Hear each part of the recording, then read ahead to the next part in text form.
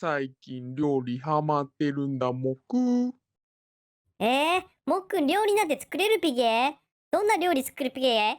チーズタッカルビとか、アクアパッツァとか作れるんだもく。すごいピゲ。僕、全然作れないピゲ。お腹すいたピゲ。今日は何か作らないのかピゲ？ピゲマルくんはいつもお腹空いてるもくに。でも安心して、今日はなんとピザを作ったんだもく。一緒に食べるもく。ほんとピゲ？もっくんは優しいピゲ。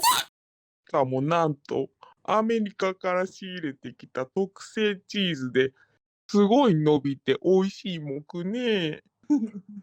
このお話の続きはフル動画で。